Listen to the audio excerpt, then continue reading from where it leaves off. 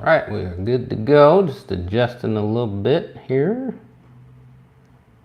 Adjusting a little bit. Gotta get that in there. Gotta get the background in there. Two legends on the wall with me.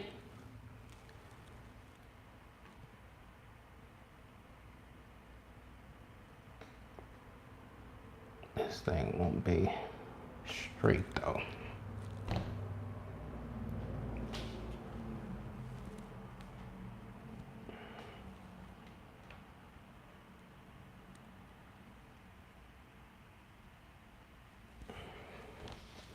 I'm gonna fix it. We're gonna have to alter the jersey.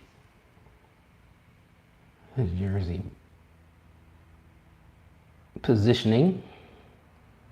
Get to that. We'll have it ready for next week.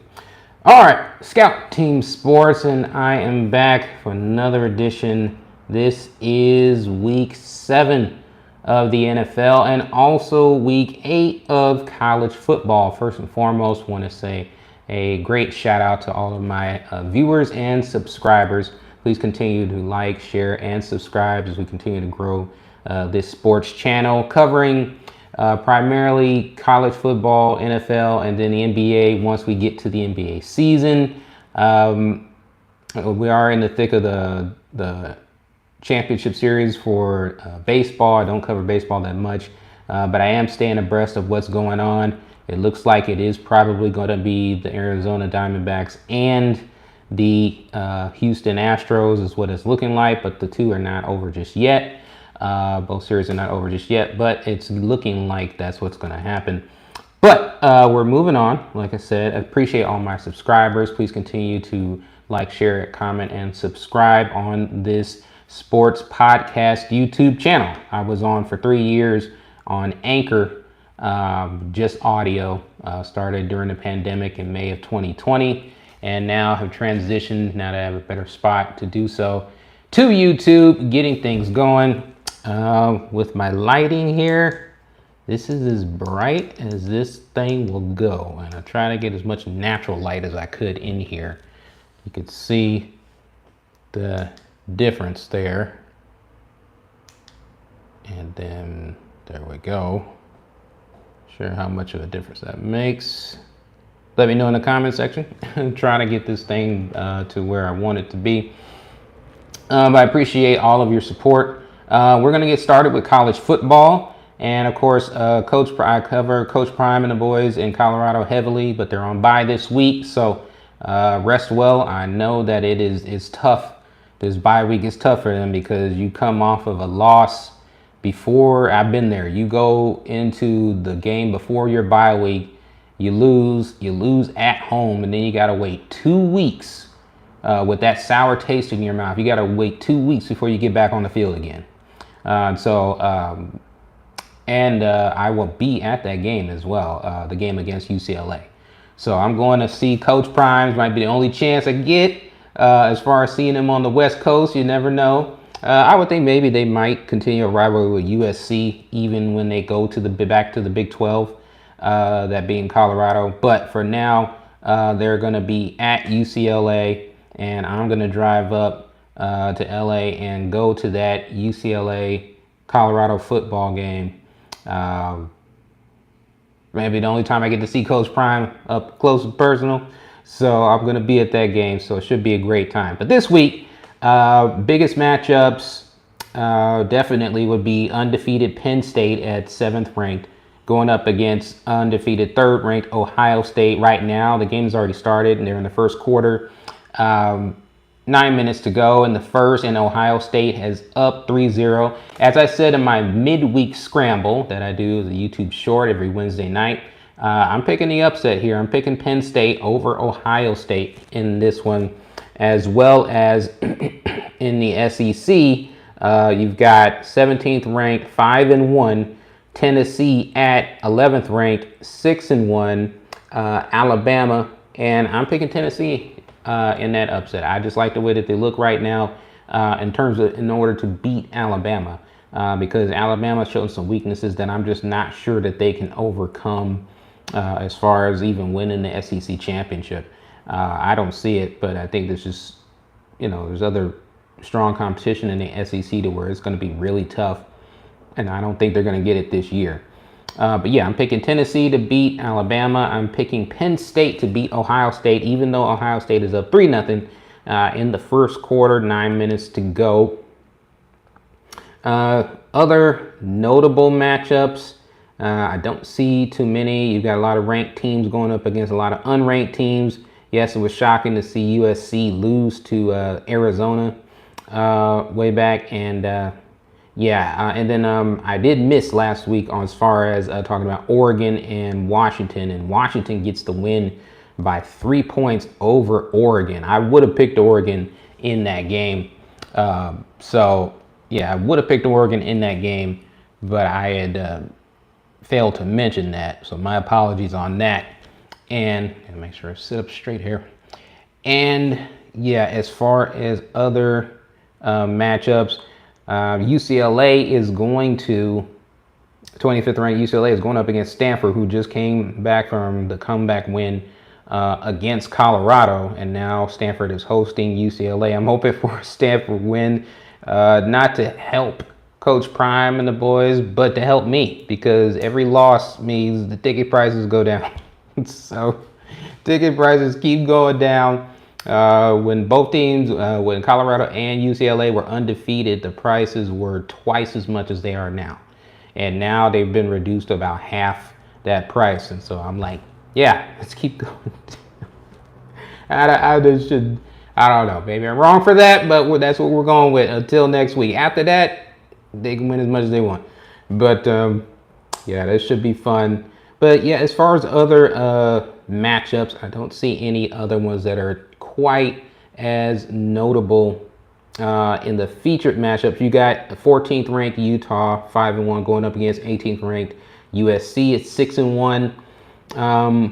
Yeah, with these two teams leaving the Pac-12 eventually, and this, I mean, I don't know if this really has college football implications. I would say USC is going to have a tougher time getting in because of being 18th ranked now and losing to an unranked team. Utah, of course, they have their one loss, and I'm thinking if they win, they should solidify at least winning the SEC championship.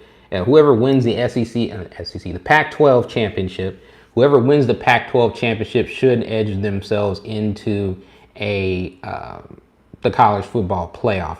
So right now, of course, it's looking like Washington, as far as still the only undefeated team, if they continue to run the table. Really was surprised, but I'm impressed as far as them beating Oregon last week. And then as far as the rest of the top 25, there's not too many other, like I said, ranked teams going up against unranked teams. You know, that's how it's going to be most of the season. I will point out North Carolina is still undefeated, but they're 10th ranked, so I'm not sure how that's going to work. If they run the table, could they possibly get into the college football playoff? It's going to be tough. It feels like at least one undefeated team is going to be left out of the college football playoff. It feels like you've got Florida State so far running the table in the ACC, and then they're taking on 16th ranked Duke, who is 5-1. Duke football, who would have thunk it? But yeah, that's pretty much it as far as the college football landscape. As far as the top 25. In a couple weeks, I'll be at my alma mater, San Diego State. San Diego State's homecoming game, and that should definitely be fun. But let me check out here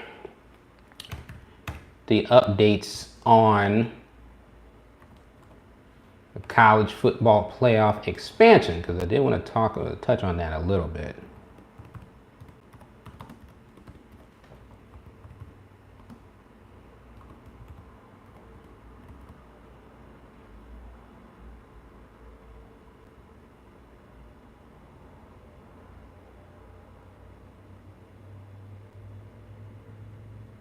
So next year in 2024, It's going to go to 12 teams. Yeah, see, I wasn't sure if they were going to go 16. I was like, good night, that's too many. Process begin. Announced Thursday. It will expand the sport's postseason to 12 teams in time for the 2024 and 2025 season. So this is currently the last that we will see of just the Final Four as far as a college football playoff. Yeah, I still think 12 is too many. I would say 8 max. You can go 8. Okay, you want to go 8? That's fine. 12 is too many. Everybody's looking. It's like they're looking for a Cinderella story, almost like March Madness. And even with March Madness, the Cinderella story, the 16th, 15th, 14th, 13th, 12th ranked, 11th ranked team making it into the Final Four happens maybe once every 10 years. What do you think is going to be with college football? Some unranked team is going to bounce their way barely into the college football playoff, and then they're going to run the table. Really? Really? You can get away with a Hail Mary 3-point shot at the end of a game, but what you going to do in football? Seriously, against the top-ranked teams. You got to keep in mind, those teams that barely make it into the college football playoff are going to have to face the toughest team, the number 1, number 2, number 3, number 4 ranked teams in the first round. After, they do whatever, say, wild card thing they want to do and to get in. They're not, you're going to get a Cinderella. Is it really worth a Cinderella story once every 10 to 20 years? No, it's not. But of course, it's about money. More games, more money. Papa John's, it didn't work. Didn't work. That was bad. No, didn't work. Doesn't work. All right, we're moving on to the NFL. But yeah, I wanted to touch on that. I'm just like, it's too much. We don't need 12 teams in college football playoff. But yeah, going back to this being our last with Final Four, I think there's going to be an undefeated team, maybe even 2, who gets left out of the college football playoff, and then they're going to be like, hey, we deserve to be in, and then they're going to like, okay, yeah, that's why we're expanding. So all the undefeated teams, if you put in 12 teams, guarantee you it's going to be what? Out of 12 teams, maybe 5 to 6 that'll be undefeated, because you got teams that will run the table in poorer or weaker divisions, and then they'll be undefeated at the end, and they're like, oh, because we're undefeated, we deserve to be in the college football playoff. No, it goes by strength of schedule. That's what it's always gone by. And you're going to have maybe 5 to 6 undefeated teams. Even now with the college football playoff, a lot of times, the 4 seed or even sometimes the 3rd seed is getting in with 1 loss. And so what do you think it's going to be with the college football playoff expanding to 12? So I'll even shrink that down. Maybe 4 teams max will be undefeated, depending on what conferences they come from. And then, and then that will depend on their ranking. You'll probably have maybe the 1st and the 2nd seed at 1 and 2. 1 and 2 will be undefeated. And then seeds 3 through 8 will be with 1 loss. And then you'll have seeds 9 through 12 will have like 2 losses, but then there'll be 1 or 2 teams with an undefeated record, but they come from weak divisions. They come from weak conferences. I guess if that's what you want. Not what I want, but that's what they want. So, okay. Now we're moving on to the NFL. We get into week 7, if you will. And of course, recapping what I predicted on the midweek scramble that the Jaguars would win, and they did by a score of 31-24 over the Saints. Yes, it was a drop touchdown pass. Yes, you remember what I said about Derek Carr. I'm still standing on it, even though it wasn't his fault that the wide receiver dropped the ball. But I don't know. I just think a better quarterback would be able to propel his team to a victory, and it wouldn't come down to a possible game time touchdown drop pass. And especially if you have the defense that you're supposed to have. The offense clearly, if you've been watching the Saints games, the offense clearly is the weak point. And they went and got Derek Carr out of free agency to fix that problem. All I'm saying is, it wasn't all on a lot of people blaming the Raiders, saying they shouldn't have let him go. And I get it.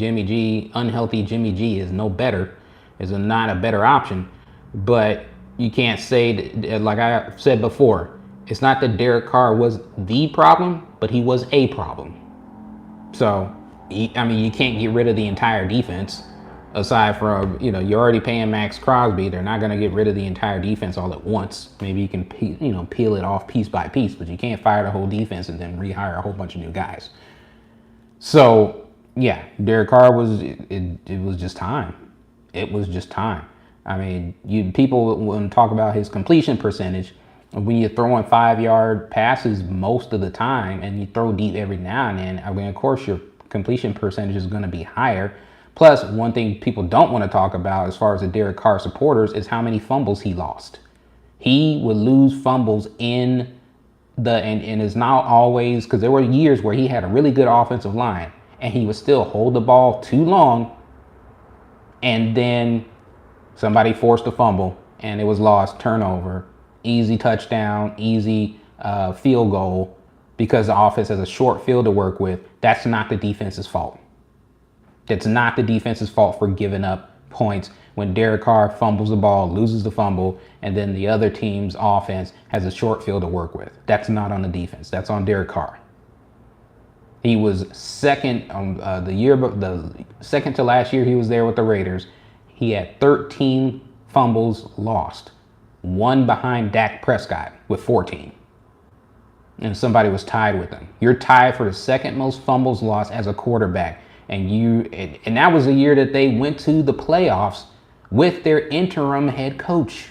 Just imagine if he'd have cleaned up, at least take away half of those lost fumbles, what their record could have been and where they would have been seated in the playoffs that year. Anyway, that's past and we're moving on. Don't look at me like that. Don't look at me like that. Marquee matchup. And as much as I love Lamar Jackson and the Ravens, I don't love the Ravens, but Lamar Jackson, yeah, I'm a supporter. But they're going up against the Lions. The Lions, man, are on a tear. And I'm loving it. Not a Lions fan either, obviously. But when a team has been down for so long and then they come up and they rise up strong, I love to see it. It's like, this is not your grandparents or your parents' Detroit Lions. This is nice, man.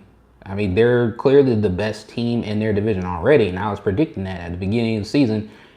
They're going to win a division. I said at the beginning of the season, before the season started, they're the best team because they have the best quarterback. The defense was slowly getting better. They were horrible when he got there, but he still had them competing in games and they were losing shootouts. I said that. Jared Goff 2 years ago. I said even last year. They were going to win some games and turn some heads. They beat Aaron Rodgers twice. Maybe you can get by with one, but Aaron Rodgers ain't losing to the Detroit Lions or the Chicago Bears 2 times in the season. They beat him twice. You can say, oh, yeah, Aaron Rodgers checked out. Well, it doesn't matter because Aaron Rodgers is a check out, check in, check out, check in, check out, check in. A win over Aaron Rodgers is still a win over Aaron Rodgers. I don't care what his mental state is. Okay? So, yeah, man, they were slow, continuing, emerging to get better. And now the best quarterback who was in that division went to the Jets. And now you got Jared Goff as the best quarterback. He's better than Justin Fields. He's way better than Kirk Cousins.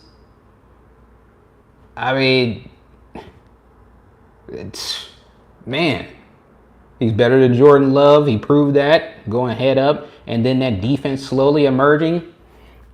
And with the Ravens, yes, I love Lamar Jackson, but they got too many question marks for me. They've got too many question marks for me right now. And I know that they're 4-2. I get it. They're still going to be in the playoffs. That's not a question. They're going to be in the playoffs. They should win the division. But against the top tier teams, sometimes I'm still like really shaky on them. They have, by stat wise, the second ranked defense in the league right now. But that really doesn't matter when it comes to the Lions, because the Lions have proven that they are versatile. They can win a high scoring game. They can win a low scoring game. If they force turnovers, it's pretty much a wrap.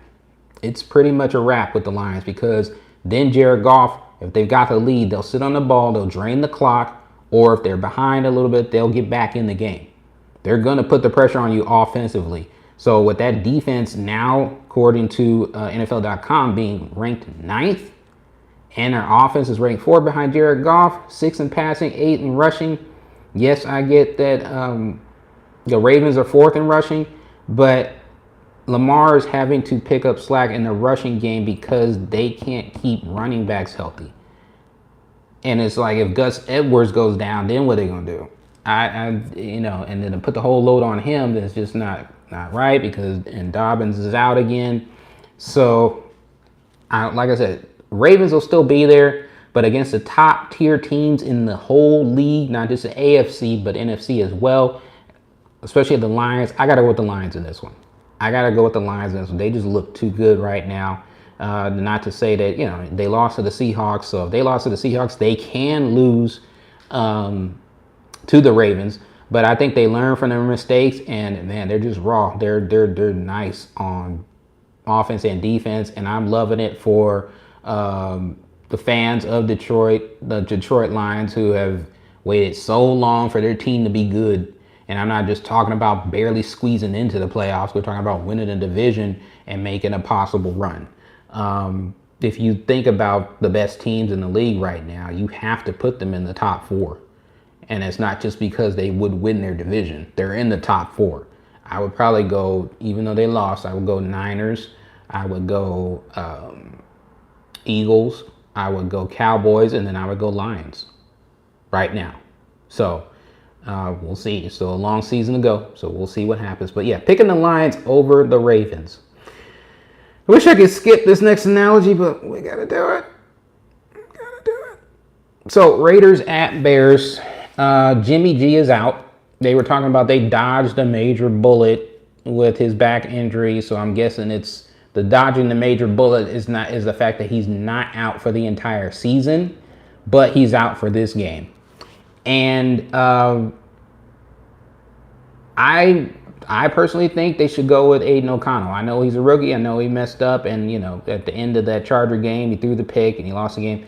But I think you start seeing what you got in him, and you got to see it's going to need more than the preseason and one regular season football game to see what he's got. Because he's got to see what he does against adversity, and he bounced back. Jimmy G got hurt and didn't finish the Patriot game, and so they put in Brian Hoyer. I'm thinking, okay, they put in Hoyer because he's familiar with the Patriots, and also he's familiar with the Bears because he's been on both teams already. But I'm thinking, okay, you still go with Aiden O'Connell because that's the rookie. You see what he's got. You're not just looking at right now. You're looking at for the future, possibly, because Jimmy G, even though he's getting overpaid, $72 million, it's only a 3-year contract. And he's been benched before and been paid a lot of money. So, I mean, if you got something better, in a rookie quarterback, let him take his bumps and bruises and see what you got. I say, let's go for it. Everybody's not going to be Brock Purdy. Everybody's not going to come out of the gates just shining. For one, you don't have the defense and the running game that the Niners have, so you can't mask anything. You can't mask his all his deficiencies. So, but the Raiders defense has improved. The Raiders defense is now the strength of that football team, even though still majority of the money is going to the offense. Max Crosby is the only person on that defense getting paid like a real nice contract. Ain't nobody else in that defense got a big contract, a fat contract, long-term contract. It's just Max Crosby. And then the rest of the money is on the offense. And that defense is the strength of the team now. They're clearly the strength of the team. The Raiders offense is ranked 22nd with Jimmy G, who can't stay healthy. You knew that coming in, and you still wanted to pick him up. And then it's like you're winning games still because the defense is keeping you in. So you can't tank. You can't tank, and that means you're going to have to either trade up to get one of the top quarterbacks coming into the next year's draft, or you're just going to be stuck where you are in the middle of the draft and not get a good quarterback. Or maybe you luck out. Maybe you get a diamond in the rough, but how often does that happen? The Pat Mahomeses are not growing on trees. So being 13th ranked defense, the Raiders defense, you can see just by them playing or the strength of the team. I would think that you would still, like I said, I would go with Aiden O'Connell, but they're going to go with Brian Hoyer in the start. I would think it's probably because also, he held his own. He did well in the second half against the Patriots. And also he's familiar with the Bears, having played there for a while, even though the Bears have changed coaches, offensive coordinators and stuff like that. So it's not a guarantee that he knows how to beat the Bears, because they could be a totally different team in terms of who's coaching them and how they play and whatnot. But they are 1-5, and on top of that, and this is also why I would still say go with Aiden O'Connell, is because the Bears have a backup quarterback starting this week too. So it's backup quarterback versus backup quarterback. And even though it's backup quarterback versus backup quarterback, I'm going to trust that the Raiders get it done against the undrafted quarterback of the Bears. So let's go to it here. I had it, and it is buffering again. Come on, buffer.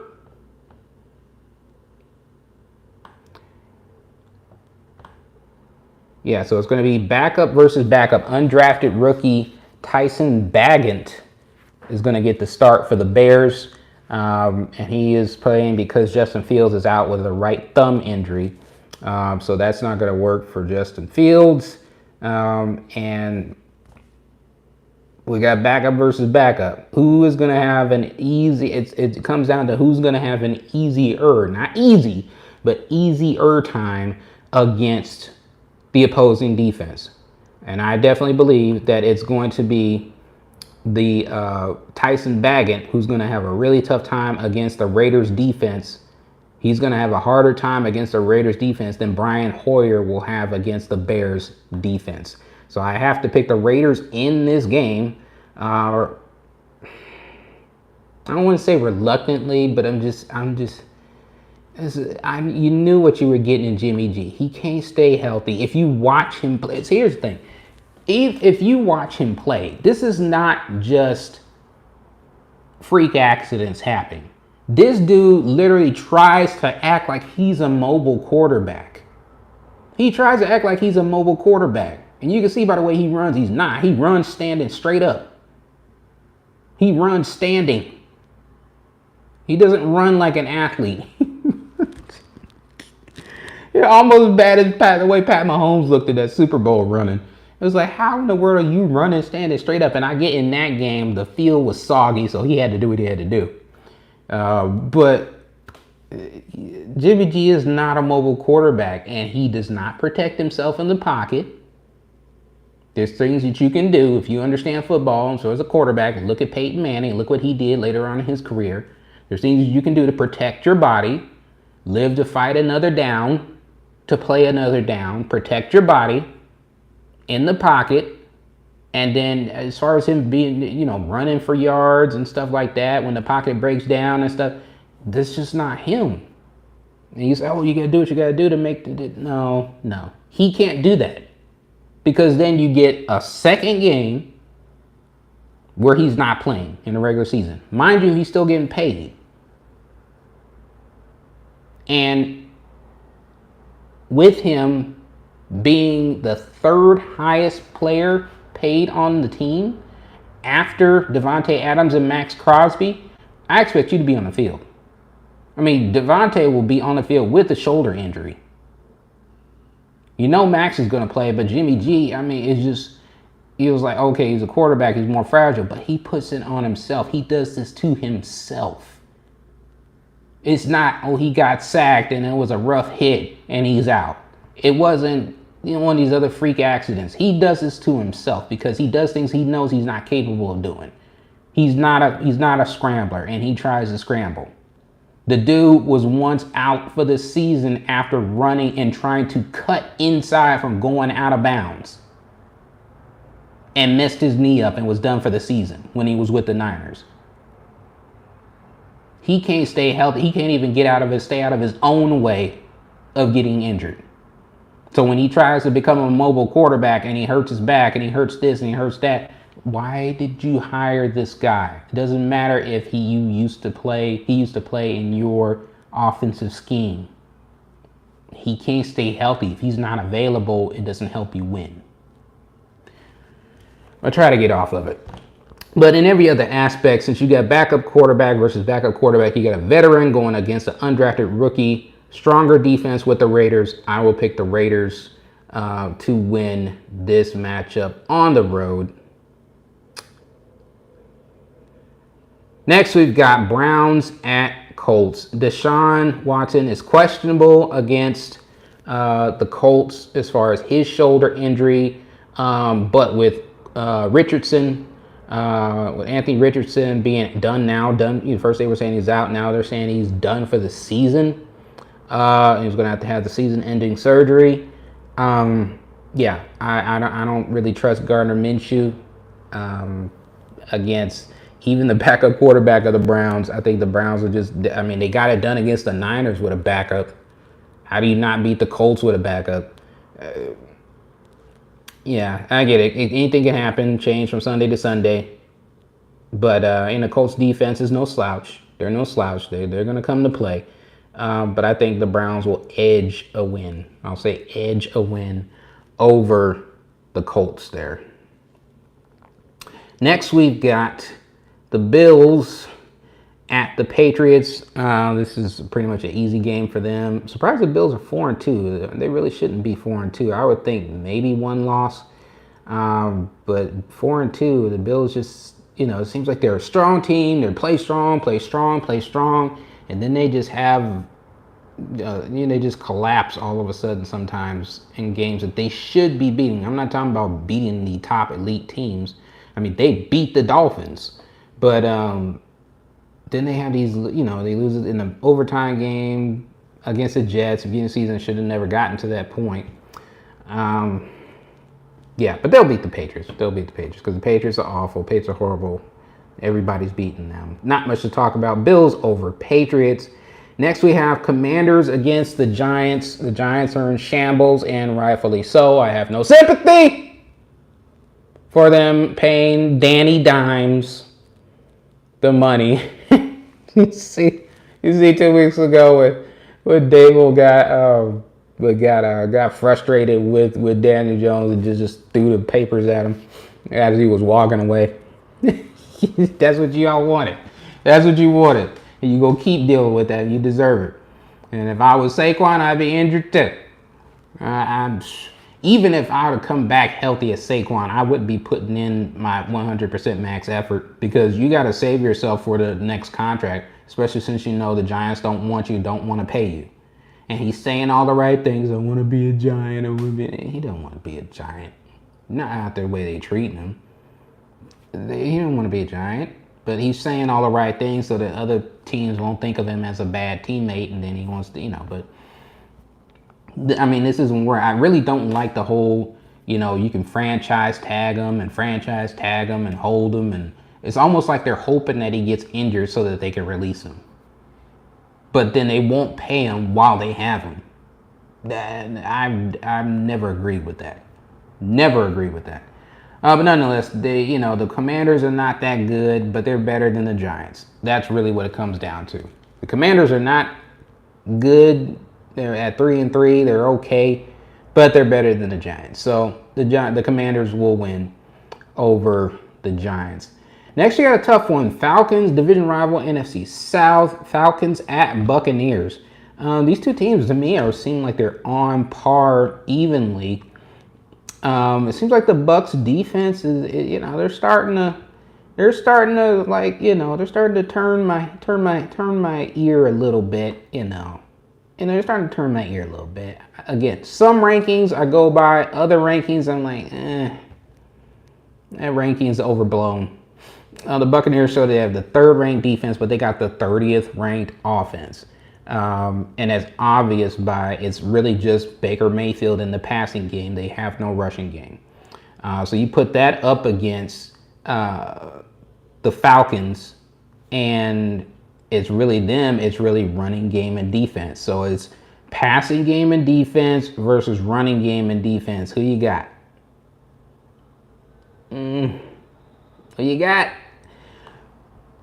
Desmond Ridder up to this point, 64% completion, 1,380 yards, 1,380 yards, 6 touchdowns and 6 picks. So you definitely can tell that, if it's a 50-50 shot that he's going to throw a pick, have a pick at the end of a game versus a touchdown.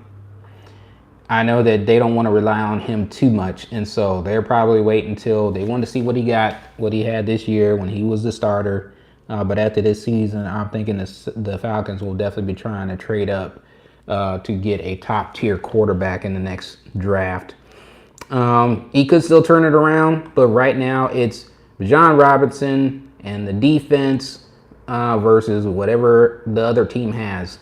On the other hand, you've got Baker Mayfield, 65% completion, 1,088 yards, so that's less, but 7 touchdowns and 3 interceptions. So he's definitely playing as a smarter quarterback.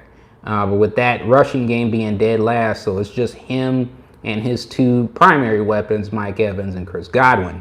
I want to pick the Falcons. But in this passing league, and it's not to say that the running game can't eventually bite you in the behind, because it can and it will.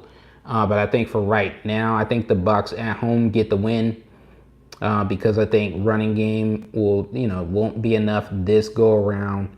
The Buccaneers will stuff that run, and then you force Desmond Ridder to try to win the football game, and I don't think it works. Consequently, I think the Falcons defense will be on the field too long. They'll get tired because the offense isn't producing. And that's when Baker Mayfield will pick them apart with Chris Godwin and Mike Evans. So I'm going to pick the Buccaneers to beat the Falcons at home. Next we have, checking my time here. Next we've got Steelers at Rams. I am surprised that the Steelers are 3-2. And they're just half a game behind the Ravens right now. But so are the Browns. So, but again, I thought the Steelers would be at the bottom of the division right now, and it's actually the Bengals. So that is shocking to me, even at this early point in the season. Going up against the Rams, I think that the Rams D, as shaky as their offense can be, Cooper Kupp looked good. Now that he's back, he's been looking good. Yes, it's really still kind of only weapon that they really have. They're developing their other wide receivers a little bit. I don't want to butcher dude's name. No, I can't do it. But they got another wide receiver that's looking good, as a possible number 2. Meanwhile, is Kenny Pickett and George Pickens, not much of a running game.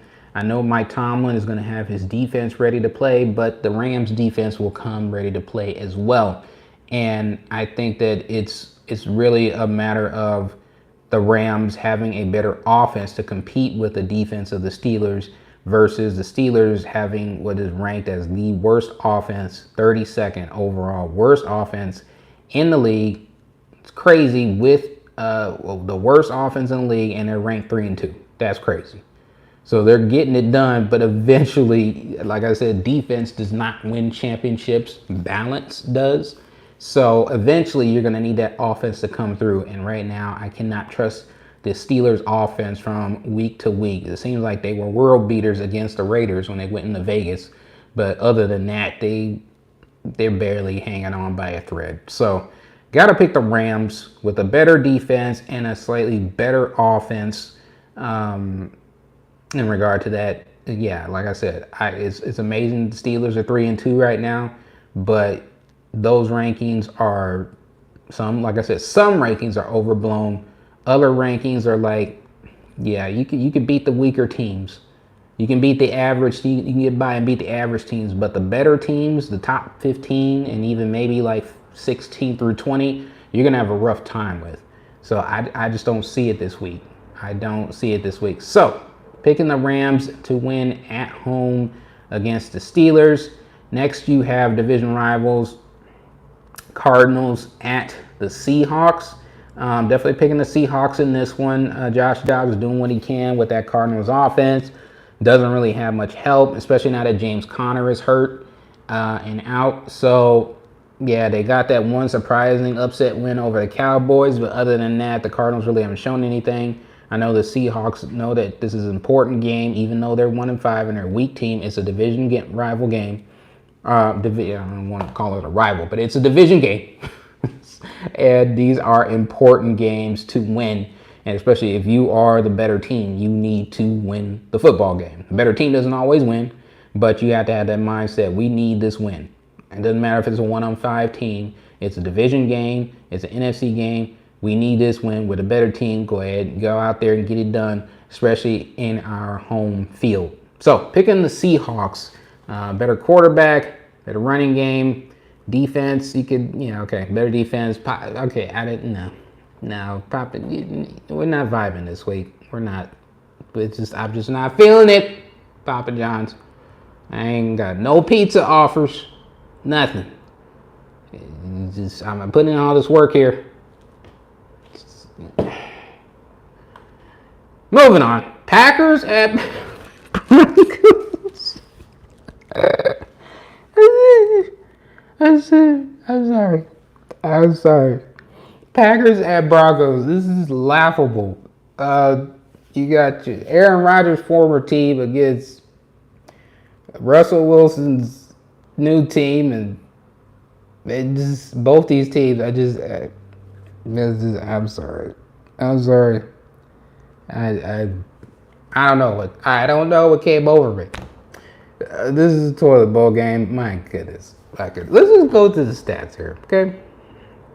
Let's go to the rankings. These rankings, I'm curious. I am so curious.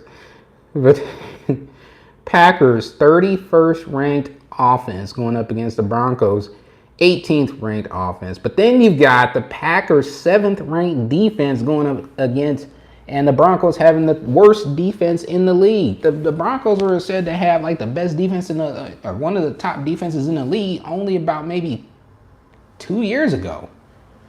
And even somewhat last year, they were more formidable. And it's like, how did they just go in the toilet that quick?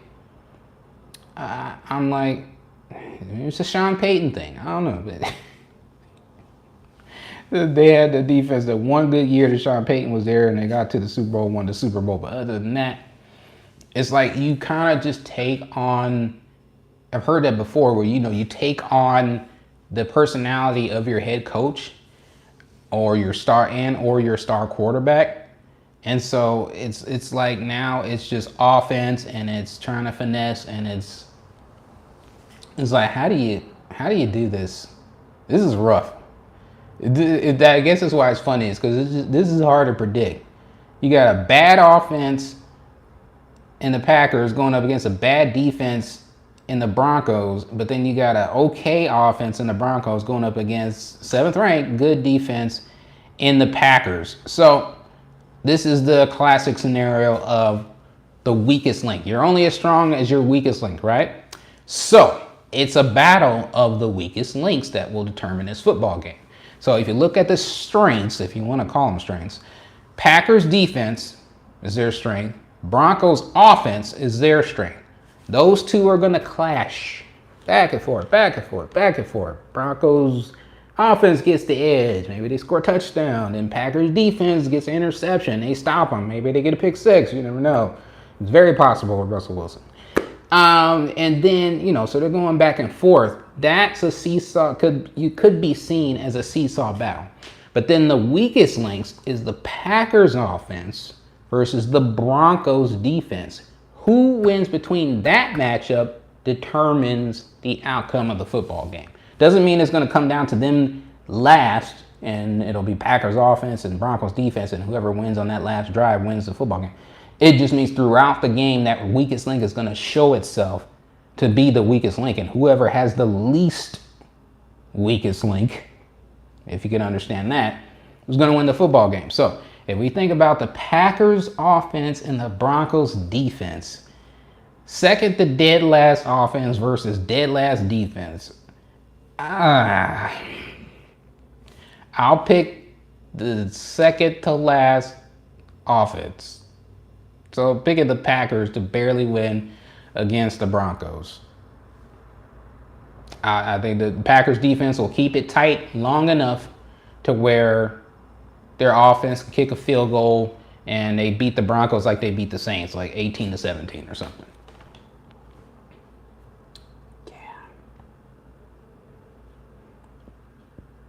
Yeah, no sympathy for either of these two teams, really. No. None whatsoever. They made their choices. Yeah, live with them. Moving on. Chargers at Chiefs. Not really hard. Gonna pick the Chiefs in this one. The Chargers have always, since it's been Pat Mahomes, Justin Herbert, they've always been Chiefs are the best, Pat Mahomes is the best, and then Justin Herbert is the second best. You would think that at some point, as good as Justin Herbert is and has been portrayed and has been hyped up in the media to be, that every now and then he would get a win over the Chiefs. Okay? The Raiders have gotten more wins over the Chiefs than the Chargers have since Pat Mahomes has been quarterback, and that's only one time.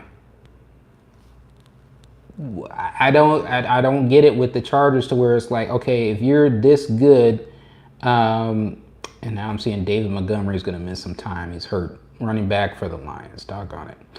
But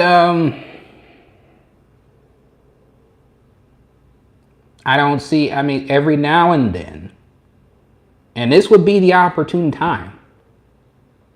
Because the Chiefs can be had. They're barely winning games against teams that aren't that good. Like they barely beat the Broncos. And they lost to the Lions. So they're not blowing teams out. They're not this clearly overly dominant team on their way to the Super Bowl again. They can be beaten. And this would be a prime opportunity. But if the Chargers, if it's not Justin Herbert not playing well, then it's Austin Eckler isn't getting the job done, or the defense of the Chargers is hot and cold. And I'm just like, you should be. You see, this is the most, even though it's a division rival, and yeah, they can lose as much as they want, and it's not gonna bother me. But from an analyst standpoint, the Chargers are like one of the most frustrating teams in the league because they should be better than what they are. And I've been saying that for years. But so many years, so many talking media heads wanted to pick, I got my Chargers as my dark horse. I got the Chargers as my dark horse. How long are they going to be the dark horse before they get out of the darkness and into the light? I'm preaching here. But when does it happen? When does it happen? How long are you going to be the second best team? When are you going to rise up? And even just with quarterback play, it seems like when Justin Herbert plays the Chiefs, it's like he can't eclipse Pat Mahomes, even just with quarterback play. Say they were to still lose the game, but then Justin Herbert just out-duel Pat Mahomes. Why can't that happen? And maybe they barely lose a game, or they win a shootout. If defense can come to play, you need to win a shootout against Pat Mahomes. I don't see it, because it's like you get, like I said, the only thing they can hope for is they continuously lose to the Chiefs twice every year. They somehow make it to the playoffs, and then they win that third rubber match when they meet the Chiefs in the playoffs. Is that what we're going to bank on? That's what you want to bank on as a Chargers fan.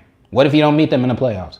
What if you have a 31-point lead at halftime against the Jaguars in the playoffs, and then you let that lead go because your defense is on the field the entire time and your offense just decided to stop playing in the second half? Then you don't even get to face the Chiefs in the playoffs.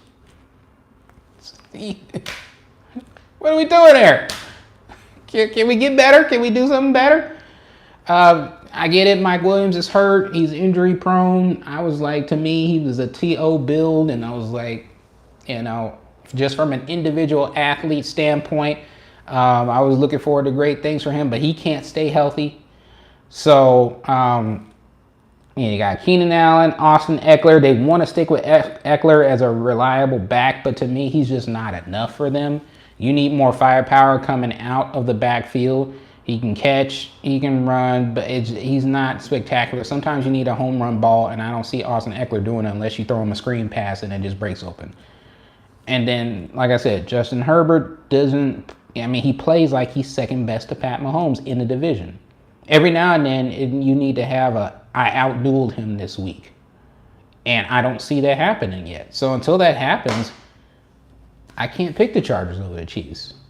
This is much easier than it should be. It should be hard for me to Chargers versus Chiefs. Who's going to win? Chargers versus Chiefs. Justin Herbert is really good. He's an elite quarterback. He can, if the Chiefs defense is having a bad day or they're weak, he can beat Pat Mahomes this week. I never see it because something always happens with the Chargers. Bad coaching, Justin Herbert ain't playing well, they can't run the football, the defense don't want to come to play this week. It's always something with the Chargers. Analyst standpoint, can't pick them. Picking the Chiefs over the Chargers. And then we get to your Sunday night football matchup. They did good on this one. Didn't do good on Monday night, but we'll get that in a minute. So this is, aside from the Ravens and Lions, I think this is the only other matchup that's really notable, worth seeing, worth tuning into. You got the 5-1 Dolphins at the 5-1 Eagles. Eagles coming off of their first loss of the season. Now that their undefeated streak is no more, now you've got to come in and now you've got to host this heavy... Like, the way that the Bills beat the Dolphins, like, that's the only way you can do it. Like, there's not, like, multiple ways to beat this Dolphins team. Like, you literally have to snuff them out early. And then, of course, no running game is available because they have to try to catch up. And then you neutralize, not eliminate or shut down, but you neutralize Tyreek Hill and make him, like, the only weapon available because either Jalen Waddle is not effective or he's hurt and not playing, and that's also, to me, since he can't stay consistently healthy, Jalen Waddle, that's why they went ahead and picked up Julio Jones. So that's the only way I see you like beating this Dolphins team. But man, quarterback versus quarterback, I like Jalen Hurts over Tua, but that's not a slight against Tua. I just like the fact that Jalen Hurts is more versatile. He can get it done with his legs if he needs to. Tua is more of a pocket quarterback, but if you got a running game and you got a passing game, then you don't need to be a mobile quarterback. That's fine with me. If that's what you got going, don't try to be a mobile quarterback if you've got everything else working for you and you don't need to be mobile and you're not a mobile quarterback. Don't try to be like Jimmy G. Let there be a lesson to you kids. Be who you are. Anyway, I gotta go with the Dolphins in this one, man. I think that offense is just, ugh. And the thing is, like, a lot of times with the Eagles offense, they will play, they're one of those teams that seem to play down or play up to, their competition. But if you try to wait too long to get going offensively against this Dolphins team, you're going to look up and you're going to be down 3 touchdowns. And you ain't coming back from that, because it's not just on the defense of the Dolphins to play defense to hold the team away. Like I said, Falcons versus Patriots in the Super Bowl, your offense has to continue to score. And that's how you keep the team from coming back. You keep the lead out of reach. They can't reach, because after they score, then you score again. And then after they score, then you score again. Even if it's a field goal, if you're up by 3 touchdowns and they continue to try to come back and score a touchdown, by the time the game is out, you've won by at least a field goal or more, because you still continue to score and drain the clock when you had the ball offensively. I think the Dolphins understand that. And like I said, if the Dolphins get up by 2 to 3 touchdowns, I think it's a wrap. because you cannot let that happen and think you're going to make a miraculous comeback against the Dolphins when they've got a lead and their offense is as a blaze of glory as they are. You can't do that. And to me, it's like the Eagles right now, they're still that low scoring, knock down, drag out, hard-nosed football team, winning low scoring to mid-scoring games. If their defense allows too much and they take too long to get going, like, they're going to have to be neck and neck with the Dolphins. If the Dolphins score 7, they got to score 7. If Dolphins get to 14-7, they got to make it 14-14. Don't let it become 21-7. If it gets 21-14, they better make it 21-21. Don't let it be 28-14. That's a problem. So, I think that's probably what's going to happen. So, I'm not saying that the Dolphins are going to blow them out, but what I am saying is if they get that lead, if they get a 2 to 3 touchdown lead, and I really don't consider 3 touchdowns a blowout because, it could be a pick six, it could be a special teams touchdown, it could be, somebody fumbled the ball and on special teams, and now the offense has a short field to work with. Those things constitute not necessarily, in my mind, a blowout. If it's just straight offense and defense and there's nothing else involved, no turnovers, no nothing, then okay, it's a blowout. It's just, there's no turnovers, there's no special teams, there's no defensive touchdowns. It's just offense and defense going back at it. Nobody else is really involved or making an impact in the game. Then it's a blowout because one team scored way more touchdowns than the other. But yeah, I don't see that type of thing happening because Jalen Hurts is going to have his team fighting tooth and nail the entire time, especially at home. But I think the Dolphins get this one, man. I think the Dolphins get this one. They get up by 2 touchdowns. Jalen Hurts and them are trying to come back, but then the Dolphins at least gets a couple of field goals and they seal a victory. They seal a victory, I'll say, at the end, and maybe by like a 10-point win. So I'm picking the Dolphins on Sunday Night Football to beat the Eagles at home. And then your Monday Night Football game is the 49ers at the Vikings. Now, look, I know what you're saying. Even though I'm saying it's not much of a game. Oh, well, the Browns beat them. You never know. The Browns did it by running game and defense. Do the Vikings have a running game and defense? No, they do not. The Vikings have Kirk Cousins and Justin Jefferson. And as much as it's like, okay, yes, any team can be beaten on any given Sunday. I get that those things can happen. It happened last week with the Niners. But consistently, 2 weeks in a row? No. Maybe if this was maybe about 5 weeks later and the Niners, they just got caught slipping again. No. It's Kirk Cousins and Justin Jefferson. That's it. There's no rushing attack. 27th rushing attack in the league. 18th in defense. I mean, that's enough for Brock Purdy and company to get what they need to get going. Even if they don't have all their weapons ablazing, they got so many weapons. Like I said, it's just the Browns had a Herculean effort on defense last week, and the Niners should have won the game. The Niners should have won the game, but the kicker missed the field goal at the end of the game. That would have given the Niners a win, and the Niners would be 6-0 right now. So if you're talking about the Browns played them tough and won just because the Niners kicker missed the last field goal, that's not all of a sudden, now the Niners can be beaten. They could lose to a lesser team again. No. Like, seriously, you have to hope that they miss a field goal in order for you to win. That's not saying that you're the better team. So I'm going to pick the better team here. 49ers over the Vikings in Monday Night Football. And that will conclude our Week 7 predictions for the NFL 2023 and 2024 season, as well as what we went over in college football. I appreciate all of my subscribers and viewers. Again, this is DeValiant with Scout Team Sports. Believe until you stop breathing. Please be sure to like, share, comment, and subscribe. And we'll see you on the midweek scramble Wednesday night and next week, 10 a.m. Pacific, for the next live stream of Scout Team Sports. I'm your host, DeValiant. We'll see you next week.